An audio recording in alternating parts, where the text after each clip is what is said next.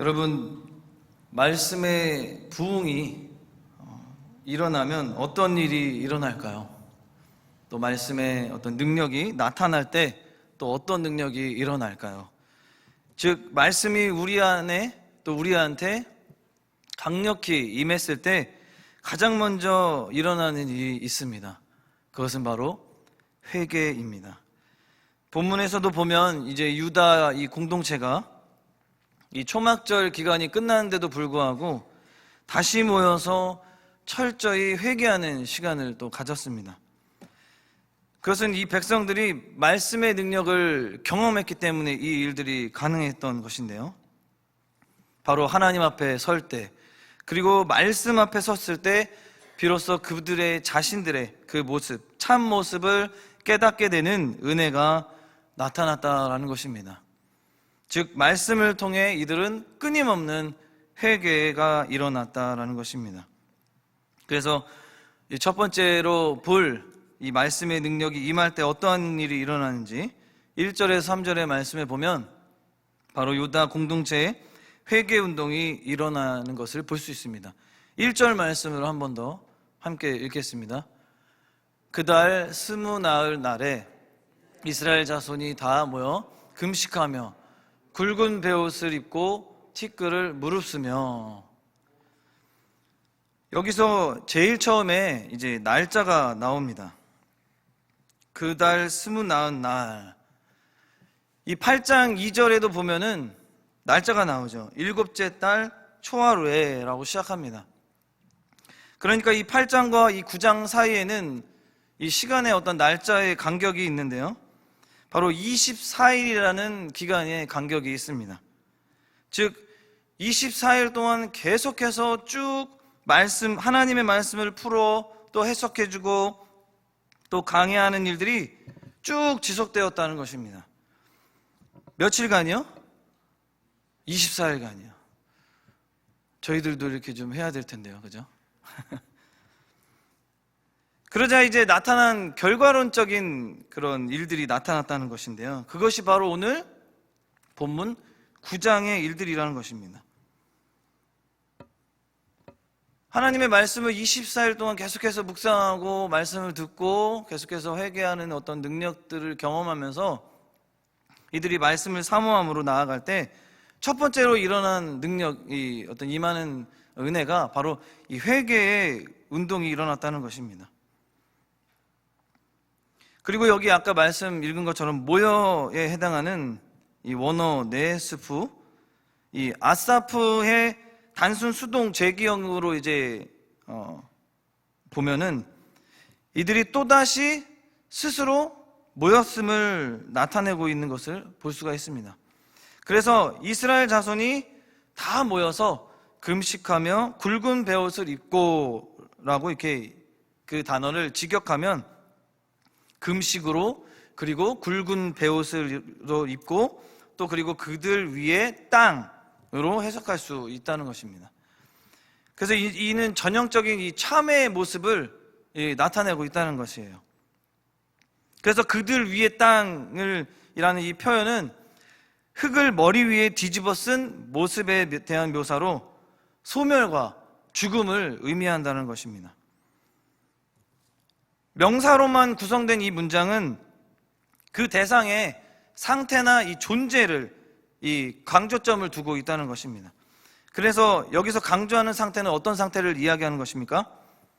전형적인 참회의 모습을 강조하고 있다는 것입니다. 그래서 율법, 즉 하나님의 말씀을 통해 자신들의 이 죄와 또 조상들의 허물을 깨달은 백성들은 바로 회개하는 이 모습, 그러니까 회개하지 않고는 더 이상은 견딜 수 없었던 그런 일들을 보여주고 있는 것입니다. 그래서 백성은 금식했고 또 굵은 베옷을 입었으며, 이렇게 옷을 갈아입는 것 이 자체의 이 상징이 바로 회개의 모습을 또 나타낸다고 합니다. 그리고 2절 하반절에 자기들의 죄뿐만 아니라 이 조상들의 죄까지 철저하게 회개했습니다. 그리고 3절에 이른 아침부터 3시간은 말씀을 읽었고 또 정오까지 3시간은 회개하며 공동체의 죄에 대해 통회했다라고 말씀하고 있습니다. 그렇습니다. 오늘날의 이 하나님의 백성인 우리들도 이 유다 백성이 회개했던 모습을 본받아서 바로 하나님께 자복하고 또 믿음을 회복해야 한다라는 것입니다. 백성은 초막절에 회개하고 또 말씀도 묵상했지만 그것은 이제 시작에 불과했다는 것이죠. 바로 24일간 동안 이들은 계속해서 회개를 위한 특별한 시간을 보내기로 하고 다시 모여서 하나님의 말씀을 계속해서 들었다는 것이죠. 오늘날의 교회는 내적으로는 이 회개에 대해서 굉장히 소극적입니다. 회개에 대한 말씀도 전하는 것도 조금 좀 꺼려하고 또 듣는 것도 굉장히 좀 소극적으로 받아들이고 있습니다. 그런데 또 외적으로는 사회와의 이 소통도 부족한 걸 또 볼 수 있습니다. 한국교회가 예전에 과거 소수의 집단으로 존재할 때는 뭔가 역사적 의식도 가지고 사회 운동에도 뛰어들었었습니다. 그런데 지금은 기득권층이 되어서 그런지 모르겠는데 사회에 감동을 주거나 역사를 일으키지 못하는 모습을 보여주고 있다는 것이죠. 부족하다는 것이죠. 아예 하지 않는다는 것이 아니라 그래서 교회와 성도들이 사회적으로 부정적인 평가를 받는 경우도 있다라는 것입니다. 그래서 우리는 이 참회하는 시간을 따로 가져야 하고 철저하게 회개해서 순수한 믿음을 회복해야 한다라는 것입니다. 사랑하는 성도 여러분, 100년 전 이 땅 가운데 대부흥운동이 있었습니다. 1907년에 그 대부흥운동 때도 이 회개운동이 엄청나게 일어났습니다. 한 사람의 회개를 통해서 두 사람, 세 사람, 또 뭐 10명, 100명, 그럼 수많은 사람들이 회개를 해서 정말 우리나라 이 땅의 이 개신교, 이 기독교가 굉장히 부흥운동을 경험했습니다. 그리고 100주년을 기념하는 행사 때 2007년 기념예배에 설교를 맡았던 옥하는 목사님께서도 이렇게 외쳤다고 합니다. 주님, 이놈이 죄인입니다. 존경받는 목회자의 입에서 나온 뜻밖의 참회의 이 외침, 그 자리에 참석한 모든 사람은 숙연하게 만들었다라고 이야기하고 있습니다. 그리고 이로부터 15년이 지난 지금 한국교회와 교인들의 신앙 상태는 어떠한지 한 번 더 자문해 볼 필요가 있다는 것입니다. 교회와 성도는 믿음의 능력을 발휘하지 못하는 것은 회개하지 않고 거룩함을 상실한 채 사회와 함께 세속화의 길을 걸어가고 있기 때문이 아닌지 한번 생각이 됩니다. 각종 사회 문제를 해결하기 위해서는 그래서 교회가 감당해야 할 역할들이 많이 있다라는 것이죠. 그러므로 우리는 그 전에 먼저 회개부터 해야 한다는 것입니다. 우리가 교회 안에 이렇게 모여서 거룩하게 앉아 예배 드리기만 하면 부흥이 일어날까요? 솔직히 우리 안에 감출 수 없는 더러운 죄들, 또 얼마나 끔찍한 죄들이 우리 안에 아직도 도사리고 있습니까? 이러한 죄들이 터져 나오지 않으면, 이게 터져 나오지 않은 채 사람만 계속해서 늘어난다면 무슨 의미가 있겠습니까? 사람만 늘어나는 것이 부흥이 아니라는 것. 여러분, 회개가 부흥이라는 것입니다. 돌아서는 게 부흥이고 또 저리 가다가 이리 오는 게 부흥이라는 것입니다. 단 한 사람이라도 하나님의 사람으로 거듭나는 것이 진정한 부흥이라는 것이죠. 그러므로 오늘날 교회가 끊임없는 이 회개 운동이 일어나지 않으면 우리는 우리끼리 티격태격하며 다 티격태격하다가 끝나게 되는 거라는 것입니다. 맨날 모였다 싶으면 또 싸우고 또 깨지고, 어느 날 사람이 불어났다 싶으면 또 그곳에서 그 안에서 권력 다툼이 일어나 쪼개지고, 또 그러면서 우리는 이것이 교회거니 하면서 그냥 지나치면서 살아가게 된다는 것이죠. 이러다 보면 교회의 마음이 닫혀버리고 교회에 대한 기대는 다 접어버리고 내가 교회라는 생각까지도 까마득하게 잊어버리고 그렇게 살아가게 되는 모습을 보게 되는 것입니다. 우리는 이러한 안타까운 상황을 반드시 정리해야 합니다. 다시 회복해야 합니다. 아무쪼록 오늘 말씀을 통해 하나님의 말씀의 능력을 통해 회개하고 또 세상과의 잘못된 관계를 청산하고 날마다 말씀을 읽고 기도하며 거룩한 산제사 드리며 하나님 나라와 영광을 위해 쓰임받는 저와 여러분 되기를 주님의 이름으로 간절히 소망합니다. 두 번째로 이 말씀의 능력이 나타나면 하나님을 경배하고 또 하나님을 찬양하게 된다는 것입니다. 레위 사람들의 경배와 찬양의 모습을 4절과 5절 말씀을 통해서 볼 수가 있는데요. 본문 4절과 5절 말씀을 함께 읽겠습니다. 시작. 레위 사람 예수아와 바니와 감미엘과 스바냐와 분니와 세레바와 바니와 그나니는 단에 올라서서 큰 소리로 그들의 하나님 여호와께 부르짖고 또 레위 사람 예수아와 감미엘과 바니와 하삼느야와 세레바와 호디야와 스바냐와 부다히아는 이르기를 너희는 무리는 마땅히 일어나 영원부터 영원까지 계신 너희 하나님 여호와를 송축할지어다. 주여 주의 영화로운 이름을 송축할 것은 주의 이름이 존귀하며 모든 송축이나 찬양에서 뛰어남이니이다. 아멘. 4절 하반절에 보면 단에 올라서서 큰 소리로 그리고 부르짖고라고 이야기합니다. 여기서 단에 해당하는 이 마할레는 오르막길, 또 비탈길 또는 단, 그리고 계단을 의미합니다. 이는 8장 4절의 강단, 나무 강단과 다른 것인데요. 이 나무 강단은 특별히 만든 약간 임시 연단과 같은 것이기 때문에 다른 강단입니다. 그리고 모임의 위치도 차이가 있습니다.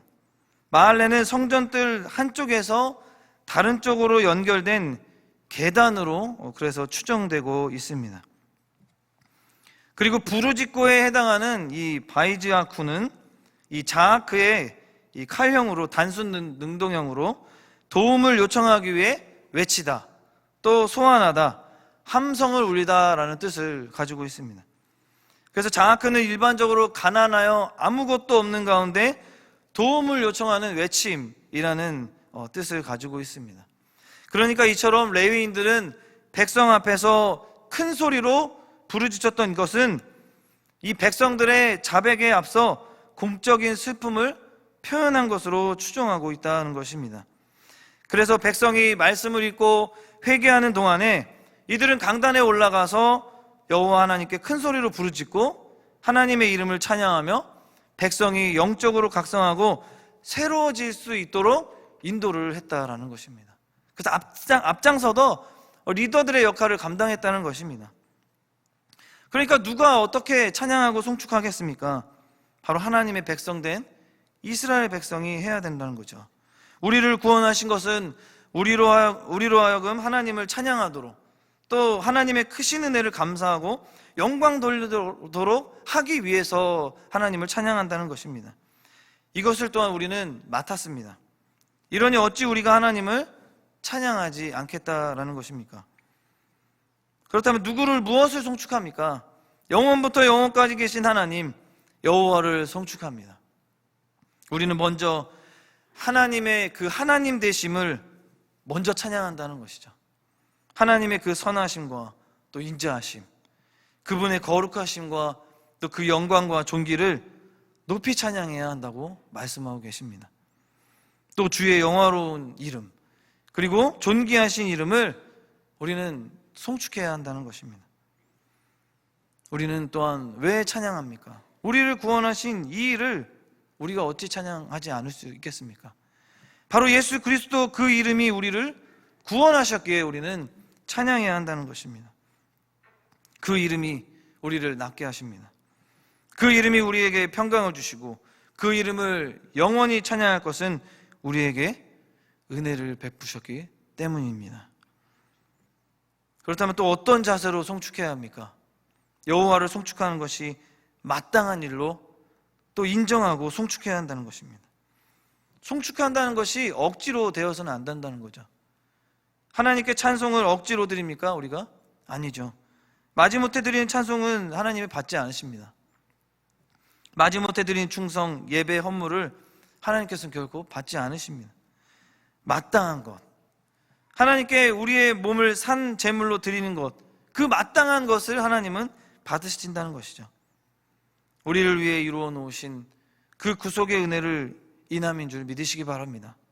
그것을 우리가 다시 한번 깨닫는다면 우리는 전부를 다 드린다고 해도 턱없이 부족하다고 할 것인데, 그것을 깨닫지 못하니 찬송 한 장을 드리는 것도 억지로의 감사나 기쁨이나 드림이 없는 것입니다. 그리고 일어서서 송축해야 합니다. 이는 하나님을 경외하는 자세라는 것입니다. 어떤 존재를 찬양하는 일보다, 송축하는 일보다 더 뛰어난 찬양과 송축을 우리는 하나님께 드려야 한다는 것입니다. 사랑하는 성도 여러분, 진정 하나님이 우리의 마음속에 계십니까? 하나님께서 우리에게 베풀어 주셨다고 하시는 그 은혜를 지금 반드시 믿고 계십니까? 다 믿으시는 줄 저는 믿습니다. 진정 하나님이 살아계심을 믿고 계시는 줄 믿습니다. 하나님의 은혜가 어떤 것을 우리가 다시 한번 깨닫는다면 우리의 찬양이 달라질 것이라고 믿습니다. 우리의 충성이 달라질 거라고 저는 믿습니다. 우리의 감사의 생활이 달라질 거라고 믿습니다. 아무쪼록 우리는 하나님을 경배하고 이 찬양하는 일에 더욱더 최선을 다하고 하나님을 향한 마음을 전심으로 드리기를 주님의 이름으로 간절히 소망합니다. 마지막으로 6절에서 8절에 보면 이 하나님의 이 속성에 대한 소개를 하는 것을 볼 수가 있습니다. 그러니까 공동체는 하나님을 먼저 알고 하나님을 인식해야 한다는 것입니다. 에스라를 도와 백성에게 이 율법을 가르쳤던 레위인이 지금은 기도와 찬양을 통해 하나님이 과연 누구이신지를 기억하게 하는 것입니다. 하나님만이 스스로 계신 분이며 우주 만물을 지으신 창조주이시며 유다 공동체의 조상인 아브라함을 선택해 부르신 바로 그분, 그 하나님이라는 사실입니다. 본문 8절 말씀을 한 번 더 함께 읽겠습니다. 본문 8절 말씀을 함께 읽겠습니다. 시작. 그의 마음이 주 앞에서 충성됨을 보시고 그와 더불어 언약을 세우사 가나안 족속과 헷 족속과 아모리 족속과 브리스 족속과 여부스 족속과 기르가스 족속의 땅을 그의 씨에게 주리라 하시더니 그 말씀대로 이루셨사오매 주는 의로우심이로소이다. 아멘. 그의 마음이 주 앞에서 충성됨을 보시고, 이 단어를 원어로 또 직역하면 당신 앞에서 충성된 그의 마음을 당신이 발견하셨습니다 라고 해석할 수 있습니다. 그래서 이 보시고에 해당하는 이 우마차타는 이 마차의 단순 능동 완료형으로 이르다, 우연히 만나다라는 뜻뿐만이 아니라 이런 뜻도 있습니다. 구하던 것을 찾다, 또 얻다라는 뜻을 가지고 있습니다. 그래서 이는 충성을 찾으시는 신실하신 하나님의 모습을 보여주고 있다는 것입니다. 하나님은 아브라함에게서 우연히 나타난 충성 때문에 그와 언약을 맺으신 것이 아니라는 거예요. 언제나 하나님 앞에서 충성스러웠던 아브라함의 마음을 아셨기 때문에 그에게 그를 주시하시고 그에게 언약의 은혜를 허락하셨다는 것입니다. 그리고 8절 하반절 부분에 보면 그 말씀대로 이루셨사오매 라고 이야기하는데, 여기서 이루셨사오매에 해당하는 바타켐, 그러니까 세우다, 실행하다, 또 확립하다, 성취하다라는 뜻으로 직역하면, 그 말씀대로 이루셨사오매를 직역하면 당신의 말씀을 지켰습니다라는 뜻으로 해석할 수 있습니다. 이는 하나님의 성품과 관련된 표현입니다. 언약을 반드시 이루시는 하나님의 이 신실하심을 강조하고 있는 것입니다. 아브라함의 신실함과 또 하나님의 신실하심의 강조는 바로 고난에 처해 있는 이스라엘 백성이 담대하게 하나님 앞에 기도할 수 있는 바로 근거가 되는 것입니다. 그 근거가 있기에 이들은 간구하고 기도하며 회개할 수 있었다는 것이죠. 그래서 하나님은 아브라함과의 이 언약을 통해 가나안 땅을 주시기로 약속하셨고, 그 약속을 여전히 지키고 계시는 분이 바로 누구이십니까? 하나님이시라는 것입니다. 이 같은 고백은 당시 새로운 상황에 처한 백성에게 바로 선민 사상을 다시 한번 고취했을 것이라고 볼 수 있습니다. 그렇다면 변화하는 역사와 이런 새로운 상황 속에서 우리가 변함없이 기억해야 하는 것이 무엇입니까? 바로 그것은 역사와 삶의 상황은 변하지만 그것을 주관하시는 바로 하나님, 그리고 처음과 나중 되시는 이 전지전능하신 하나님을 우리는 기억해야 한다라는 것입니다. 유다 백성은 바벨론 포로 생활에서 극적으로 귀환했죠. 하지만 그들의 상실감과 허탈함은 계속 완전히 해소되지 못했을 것입니다. 왜 그렇습니까? 왜 하나님께 선택받은 백성, 이 하나님의 백성은 선택받았는데 왜 약속의 땅으로부터 쫓겨나 포로가 되었는지, 그리고 여전히 왜 독립적인 생활을 할 수 없는지 자신들의 정체성에 대해서 묻고 또 물었을 것입니다. 그런데 이 문제에 대한 답을 바로 율법, 즉 하나님의 말씀을 통해서 깨달았다라는 고백이 나오는 것입니다.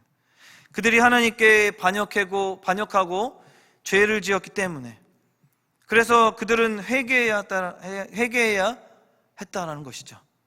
회개를 통해 천지를 지으셨고 아브라함을 부르셨으며 자신들을 선민으로 부르셨던 그 부르신 약속의 하나님을 이들은 기억해야 했다라는 것입니다. 그렇습니다. 하나님은 역사와 우주의 문제에 대한 궁극적인 답을 알고 계십니다. 그래서 하나님을 믿는 우리는 어떤 상황을 맞이해도 그분을 의지할 수 있게 된다는 것이죠.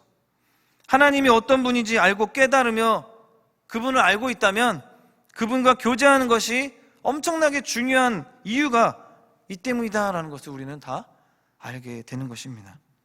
하나님을 아는 것, 그게 바로 구원입니다. 하나님이 누구신지 아는 것, 그게 하나님의 속성에 다 기록되어 있다는 것입니다.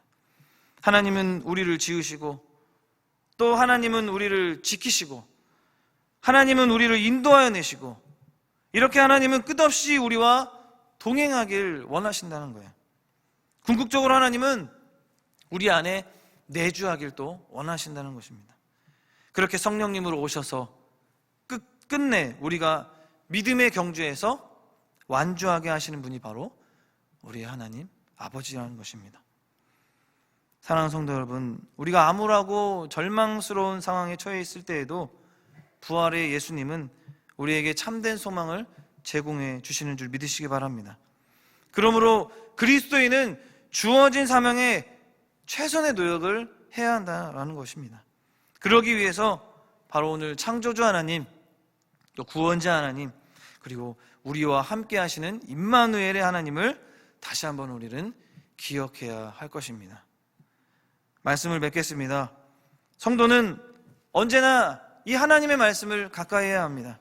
왜냐하면 말씀의 능력이 우리를 회개로, 또 경배와 찬양으로, 또 하나님에 대한 믿음과 확신으로 인도하시기 때문에 우리는 말씀을 가까이 해야 합니다. 그러므로 우리는 더욱더 주님을 사모하며 말씀을 가까이 함으로 그 말씀을 통해 우리에게 주어지는 그 깨닫는 은혜를 더욱더 사모하는 저와 여러분 되길 간절히 소망합니다. 다시 한번 우리가 말씀을 통해 깨닫는 은혜로 익숙했던 우리의 의복을 바꿔 입고 또 통해 자복하는 회개의 역사가 일어나게 될 것입니다. 아무쪼록 삶 가운데 이러한 말씀의 능력이 우리 모두에게, 사랑하는 성도님 여러분 모두에게 나타나고 경험되어지기를 주님의 이름으로 간절히 축복합니다. 기도하시겠습니다. 사랑의 하나님, 아직도 세상에 미련두고 버리지 못한 옛 악한 습관과 관계를 끊고 말씀으로 찔림받고 자복하며 회개함으로 우리들의 옛사람은 죽고 매일 새 사람으로 거듭나게 하여 주시옵소서. 그리하여 교회를 사랑으로 또 화평케 하며 삶과 입술로 주님을 증거하여 그리스도의 길로 함께 나아가게 하여 주시옵소서. 성령이여 오시옵소서. 우리의 의복을 바꿔주시고 말씀으로 열어주시옵소서. 깨닫게 하여 주시고 통해 자복하는 삶의 역사가 나타나게 하여 주시옵소서. 하나님께만 온전히 감사로 또 경배와 찬양을 드리며 앞으로의 삶 가운데 하나님에 대한 믿음과 확신을 갖고 나아가겠사오니 주님 동행하여 주시옵소서. 이렇게 우리 승동 공동체 가운데 하나님께서 부흥의 열매를 얻게 하여 주시고 함께 하여 주실 줄 믿사오며 모든 것 주님께 맡겨드려오며 거룩하신 예수님의 이름으로 간절히 기도합니다. 아멘.